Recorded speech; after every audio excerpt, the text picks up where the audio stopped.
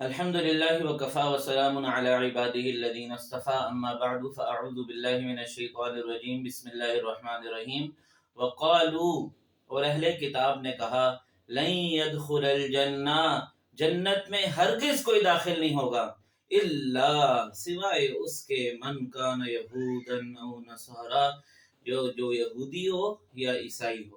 یعنی جنت تو صرف یا یہودی کہتے تھے یہودیوں کے لیے، عیسائی کہتے تھے عیسائیوں کے لیے، لیکن اللہ تعالیٰ فرما رہے ہیں تلک امانیہم، یہ محض ان کی تمنائیں ہیں، یہ ان کی خواہشات ہیں، حقیقت میں ایسا نہیں ہونے والا جب تک یہ اپنے آپ کو اللہ تعالیٰ کے سپرد نہ کر دیں، جب تک یہ حسد اور بغض کا شکار رہ کر آپ صلی اللہ علیہ وسلم کی نبوت کو، رسالت کو تسلیم نہیں کریں گے، آپ کی غلامی اختیار نہیں کریں گے، اس وقت تک یہ بھول جائیں جنت۔ تلک امانیہم، یہ محض ان کی تمنائیں ہیں۔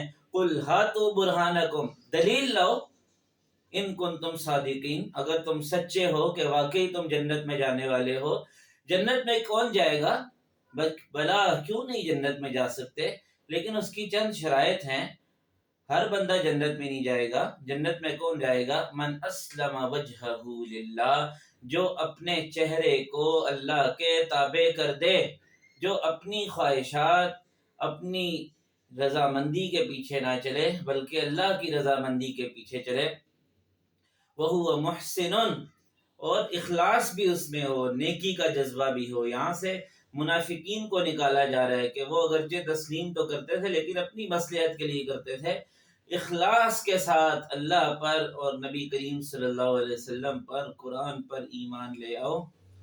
فَلَهُ أَجْرُهُ عِنْدَ رَبِّهِ، تو اس کے لیے اللہ نے اپنے پاس جو ہے بدلہ تیار کر رکھا ہے۔ وَلَا خَوْفٌ عَلَيْهِمْ، ان پر کوئی خوف نہیں ہوگا۔ وَلَا هُمْ يَحْزَنُونَ، وہ غمزدہ نہیں ہوں گے۔ لہٰذا اگر کامیابی اختیار کرنی ہے، کامیابی حاصل کرنی ہے اور جنت میں جانا ہے تو اس کے لیے نبی کریم صلی اللہ علیہ وسلم کی غلامی ضروری ہے۔ جب تک وہ غلامی اختیار نہیں کی جائے گی جنت میں جانا ممکن ہی نہیں ہے۔ وہ محض خواہشات ہیں، محض تمنائیں ہیں۔